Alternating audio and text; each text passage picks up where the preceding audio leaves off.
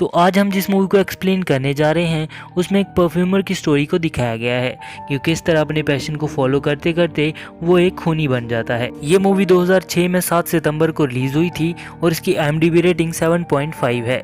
So welcome to I can explain present perfume. Movie के starting में हम गुरनोई नाम के एक लड़के को जेल में कैद देख पाते हैं। तभी कुछ सैनिक वहां आकर उसे घसीटते हुए एक बालकनी के पास ले जाते हैं, जहां सैनिक लोगों को बताते हैं कि आज से ठीक 2 दिन के बाद इसे फांसी पर लटका दिया जाएगा। और ये सुनकर लोग काफी खुश होते हैं। आखिर ये लड़का था कौन और क्यों लोग इसके लिए फांसी की सजा सुनकर इतने खुश हो रहे थे। और इसके लिए सीन कुछ साल पीछे पेरिस की एक फिश मार्केट में शिफ्ट होता है, जहां हम देख पाते हैं कि वहां काम करने वाली एक औरत एक बच्चे को जन्म देती है और ये इसका 5वां बच्चा था। इससे पहले इसके सारे बच्चे अक्सर पैदा होते ही मर जाया करते थे और उसे लगता है कि शायद ये भी मरा ही पैदा हुआ है, जिसकी वजह से वो उसे वहां पड़े मछलियों के वेस्ट में धकेल देती है। लेकिन कुछ देर के बाद वो बच्चा रोने लगता है, जिससे लोगों को शक होता है कि शायद इसकी माँ ही इसे मारना चाहती है और ऐसा करने के लिए उसकी माँ को फांसी पर लटका दिया जाता है। उसके बाद उस बच्चे को मैडम गेलार्ड के ऑर्फनेज में भेज दिया जाता है, जो कि बच्चों के बड़े होते ही अक्सर उन्हें बेच दिया करती थी और यही उसकी इनकम का मेन सोर्स भी था। वहीं ऑर्फनेज में कुछ बच्चे अपनी जगह छिन जाने के डर से उस बच्चे को मारने की कोशिश भी करते हैं, लेकिन मैडम गेलार्ड उसे बचा लेती है। आपको बता दूं कि ये बच्चा कोई और नहीं बल्कि गुरनोई ही था, जिसकी बचपन से ही सूंघने की शक्ति काफ़ी तेज़ थी और जो भी उसे अपने से दूर करने की कोशिश करता अक्सर किसी वजह से मारा जाता। जैसे ही गुरनोई 13 साल का होता है तो मैडम गिलार्ड उसे ग्रेमल नाम के एक लेदर बनाने वाले व्यक्ति को बेच देती है और उसी दिन रास्ते में कुछ लोग मैडम गिलार्ड के पैसे लूटकर उसे मार देते हैं। वहीं ग्रेमल के पास वो काफ़ी सालों तक काम करता है और उसके काम से खुश होकर ग्रेमल उसे एक दिन अपने साथ शहर लेकर जाता है और लाइफ में आज पहली बार उसने बाहर की दुनिया देखी है। जहां वो बहुत सारी अच्छी खुशबुओं को फील कर पा रहा था, तभी अचानक उसे एक और खुशबू का एहसास होता है, जो कि फल बेचने वाली एक लड़की से आ रही थी। और वो उस खुशबू का पीछा करते करते उस लड़की के पीछे जाकर खड़ा हो जाता है। जैसे ही वो लड़की पीछे मुड़कर देखती है तो वो डर के मारे चिल्लाने लगती है। लोगों के डर से गिरनोई उसका मुंह दबाकर उसे चुप करा देता है और जब थोड़ी देर के बाद वो अपना हाथ हटाता है तो वो लड़की मर चुकी थी। काफ़ी देर तक उसकी डेड बॉडी से खुशबू सूंघने के बाद जब उसकी खुशबू गायब होने लगती है तो इस बात से काफ़ी हैरान और दुखी हो जाता है कि आखिर इसकी खुशबू इस तरह क्यों गायब हो रही है। उसके बाद सीन बाल्दिनी नाम के एक परफ्यूमर पर शिफ्ट होता है, जो कि एक वक्त में अपने काम के लिए काफ़ी पॉपुलर था, लेकिन आजकल उसका काम कुछ अच्छा नहीं चल रहा था। तभी रात में गिरनोई लेदर लेकर बाल्दिनी के घर पहुंचता है, जहां वो बाल्दिनी के लिए एक परफ्यूम तैयार करता है, जिससे बाल्दिनी काफ़ी इम्प्रेस हो जाता है और वो गिरनोई को ग्रिमल से खरीद कर अपने साथ मिला लेता है और उसी रात नशे में ग्रिमल की नदी में गिर के मौत हो जाती है। उसके बाद बाल्दिनी गिरनोई की हेल्प से अच्छे परफ्यूम बनाकर काफ़ी मुनाफा कमा पा रहा था और एक दिन उसे खुश होकर वो उसे बताता है कि एक परफ्यूम 3 पार्ट से मिलकर बनता है, head, heart and the base.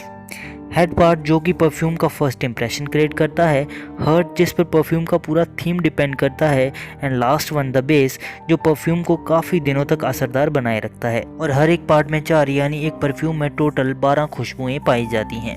लेकिन इजिप्शियन का मानना है कि जिस दिन किसी परफ्यूम में 13वीं खुशबू को ऐड किया जाएगा वो परफ्यूम दुनिया का सबसे बेहतरीन परफ्यूम होगा।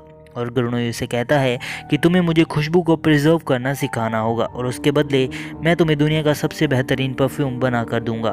उसके बाद वो उसे खुशबू को प्रिजर्व करने का तरीका सिखाते हुए कहता है कि इसकी हेल्प से तुम किसी भी चीज़ की खुशबू को प्रिजर्व कर सकते हो। जिसके बाद उस बात को काफ़ी सीरियस ले लेता है और एक दिन लोहा, तांबा और ग्लास जैसी चीज़ों की खुशबू को भी प्रिजर्व करने की कोशिश करता है और फेल होने के बाद बाल्दिनी पर गुस्सा करते हुए कहता है कि तुमने मुझसे झूठ कहा कि इससे किसी भी चीज़ की खुशबू को प्रिजर्व किया जा सकता है। और बाल्दिनी उसे डांटते हुए कहता है कि जिस चीज़ की कोई खुशबू ही नहीं उसे तुम प्रिजर्व कैसे कर सकते हो। इतना सुनकर गिरनोई वहीं बेहोश होकर गिर जाता है। अब गिरनोई की हालत दिन ब दिन खराब होती जा रही थी और ये देखकर बाल्दिनी को इस बात का डर लग रहा था कि कहीं गिरनोई मर न जाए। और एक दिन लेटे हुए गिरनोई बाल्दिनी से पूछता है कि क्या तुम मुझे खुशबू को प्रिजर्व करने का कोई दूसरा मेथड बता सकते हो। तो बाल्दिनी उसे जानवरों की चर्बी की मदद से खुशबू को प्रिजर्व करने के बारे में बताते हुए कहता है कि तुम इस मेथड को सिर्फ ग्रास में ही सीख सकते हो। उसके बाद गिरनोई उसे ग्रास जाने के लिए पूछता है और बाल्दीनी के हाँ करने के एक हफ्ते के अंदर ही गिरनोई एकदम ठीक भी हो जाता है और ग्रास जाने के बदले वो बाल्दीनी को परफ्यूम बनाने के 1000 नए तरीके बताकर ग्रास के लिए निकल जाता है। और उसी रात अचानक घर टूटने की वजह से बाल्दीनी की भी मौत हो जाती है। अब गिरनोई के सामने ग्रास जाने के लिए 2 रास्ते थे। एक रास्ता शहर से होकर जाता था और वहीं दूसरा पहाड़ों से, और वो पहाड़ों वाला रास्ता चूज करता है। काफ़ी टाइम चलने के बाद एक गुफा में आराम करने के लिए रुक जाता है। वहाँ उसे काफ़ी अच्छा फील होता है और वो काफ़ी दिनों तक बिना किसी मकसद के वहीं पर आराम करता है। और एक रात अचानक उसे उसी फल बेचने वाली लड़की की खुशबू का एहसास होता है जिसे उसने गलती से मार दिया था। और तभी अचानक उठकर उसे पता चलता है कि उसकी अपनी खुद की कोई खुशबू ही नहीं है, जिससे वो थोड़ा दुखी हो जाता है। और उसके बाद वो उसी लड़की की खुशबू को रिक्रिएट करने का फैसला करता है, क्योंकि कहीं ना कहीं वो उस लड़की से प्यार भी करता था। और अब उसका मकसद मिल जाने के बाद वो अगली सुबह ग्रास के लिए निकल जाता है। रास्ते में उसे फिर से उसी फल बेचने वाली लड़की की खुशबू का एहसास होता है, जो कि बग्गी पर बैठी एक लड़की से आ रही थी। और उसका पीछा करते करते वो उसके घर तक भी पहुंच जाता है। दरअसल वो लड़की ग्रास शहर के एक अमीर व्यापारी रिचिस की बेटी लोरा थी। उसके बाद गिरनोई एक छोटी सी परफ्यूमरी में मैडम अर्नुल्फी और ड्रोट के अंडर काम करने लगता है, जहां वो चर्बी से खुशबू बनाने के 2 नए तरीके भी सीख लेता है। सबसे पहले तरीके का इस्तेमाल वो वहीं पर काम करने वाली एक लड़की पर करता है, लेकिन वो इसमें कामयाब नहीं होता और पकड़े जाने से भी बाल बाल बच जाता है। उसके बाद वो दूसरे तरीके का इस्तेमाल एक वेश्या पर करता है, जहां वो उसकी बॉडी पर चर्बी लगाकर और कपड़े से ढककर बाद में उसी चर्बी को कलेक्ट करके उससे खुशबू तैयार करता है। और इस बार वो कामयाब भी होता है। इसके बाद वो 13 बॉटल का एक सेट बनाता है, जिसका मतलब हर एक बॉटल के लिए एक लड़की का मर्डर। एक दिन लोरा के बर्थडे पे वो उस पर अटैक करने की कोशिश भी करता है, लेकिन वो इसमें फेल रहता है। उसके बाद वो वहीं से 2 जुड़वा बहनों को किडनैप करके अपने साथ ले जाता है और सेम तरीके से उन्हें भी मार कर एक नदी में फेंक देता है। और अक्सर वो लड़कियों के बालों को काट कर दफना दिया करता था। डेड बॉडीज मिलने के बाद रिचिस ग्रास के सभी लीडर्स को कर्फ्यू लगाने के लिए कहता है, लेकिन कोई भी उसे ज़्यादा सीरियस नहीं लेता। और वहीं दूसरी तरफ शहर में लाशें मिलने की घटनाएं बढ़ती ही जा रही थी। और एक दिन जब चर्च के अंदर लाश मिलती है, उसके बाद सभी लोग हरकत में आ जाते हैं और उसी चर्च में सभी लोगों की मीटिंग भी बुलाई जाती है। तभी अचानक एक आदमी आकर कातिल के पकड़े जाने की न्यूज़ बताता है और सभी लोग खुशी के मारे नाचने लगते हैं। लेकिन रिचिस इस बात पर बिल्कुल भी यकीन नहीं करता और शहर छोड़कर अपनी बेटी लोरा के साथ दूसरे शहर के लिए निकल पड़ता है। वहीं हम देख पाते हैं कि बस एक और मर्डर के बाद गिरनोई की 13 बॉटल्स का सेट भी कंप्लीट होने वाला था। और जब गिरनोई को इस बात का पता चलता है कि लोरा अपने फादर के साथ दूसरे शहर जा रही है, तो वो उन 12 बॉटल्स को एक बड़ी बोतल में मिलाकर लोरा को ढूंढने निकल जाता है। और उसके बाद वही वेश्या जिसे गिरनोई ने मार दिया था, उसका डॉग गिरनोई की कमरे में दफनाए हुए बालों को बाहर निकाल देता है, जिससे अब ग्रास की पुलिस भी गिरनोई को ढूंढने उसके पीछे निकल जाती है। लोरा की खुशबू की मदद से गिरनोई एक होटल में पहुंच जाता है, जहां लोरा और उसके फादर आराम कर रहे थे। और वो लोरा के कमरे में जाता है और उसे मारकर अपनी 13वीं बोतल कंप्लीट करके उसे भी उस बड़ी वाली बोतल में मिला देता है। और अब उसका परफ्यूम बन के तैयार हो चुका था। तभी वहाँ पुलिस आकर उसे गिरफ्तार कर लेती है। अब कहानी मूवी के पहले वाले सीन के 2 दिन बाद वाले सीन पर शिफ्ट होती है, जहां आज गिरनोई को पूरे शहर के सामने फांसी होनी है। और जब उसे बग्गी से वहां लाया जा रहा था, तो वो थोड़ा सा परफ्यूम अपने ऊपर लगा लेता है। जैसे ही वो जल्लाद के पास पहुंचता है, तो वो जल्लाद उसके सामने झुककर उसे इनोसेंट बताता है।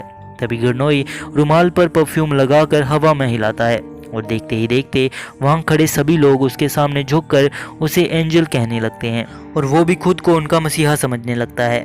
जैसे ही वो रुमाल को लोगों के बीच फेंकता है, तो लोग सब कुछ भूलकर एक दूसरे के साथ इंटीमेट होने लगते हैं। और ये देखकर गिरनोई काफ़ी दुखी और हैरान था, क्योंकि वो एक ऐसा परफ्यूम तैयार करना चाहता था जिससे लोगों को सच्चे प्यार का एहसास हो, ना कि हवस का। क्योंकि आज तक उसे कभी किसी से सच्चा प्यार ही नहीं मिला था, लेकिन जब भी वो उस फल बेचने वाली लड़की को याद करता तो उसे सच्चे प्यार का एहसास होता। इसीलिए वो एक ऐसा परफ्यूम बनाना चाहता था जिससे लोगों की ज़िंदगी में प्यार की कमी को पूरा किया जा सके। लेकिन इस परफ्यूम का ऐसा रिजल्ट देखकर वो समझ चुका था कि उसने ऐसा करके बहुत बड़ी गलती कर दी है। तभी रिचिस वहाँ उसे मारने के लिए आता है, लेकिन वो भी उस परफ्यूम की खुशबू की वजह से गिरनोई के सामने गिरकर उससे माफ़ी मांगने लगता है। काफ़ी टाइम के बाद जब परफ्यूम का असर ख़त्म होता है, तो हम देखते हैं कि गिरनोई वहाँ से जा चुका था और सारे लोग भी गिरनोई को भूल चुके थे। और अब उन सभी लड़कियों के मर्डर के लिए ड्रॉट को फांसी पर लटका दिया जाता है, क्योंकि गर्नोई जहां रहा करता था वो ड्रॉट का ही घर था, जिससे सारा का सारा शक ड्रॉट पर चला जाता है।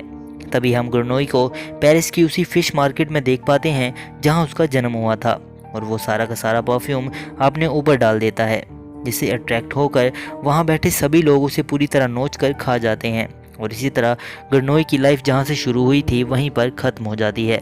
आपको बता दूं कि गर्नोई के पास इतना परफ्यूम था कि वो पूरी दुनिया को अपना गुलाम बना सकता था, लेकिन उसने ऐसा नहीं किया, क्योंकि वो जैसा परफ्यूम बनाना चाहता था वो वैसा परफ्यूम नहीं बना पाया, और इतने लोगों का कातिल होने की वजह से वो खुद को माफ़ भी नहीं कर पा रहा था, और इसलिए उसने खुद को ख़त्म करना ही सही समझा। और इसी के साथ ये मूवी यहीं पर समाप्त होती है। होप आपको ये वीडियो पसंद आई है। अगर आपको ये वीडियो पसंद आई है तो लाइक करें, शेयर करें और हाँ, सब्सक्राइब करना ना भूलें इस चैनल को। हम मिलते हैं नेक्स्ट वीडियो में। Till then, good bye.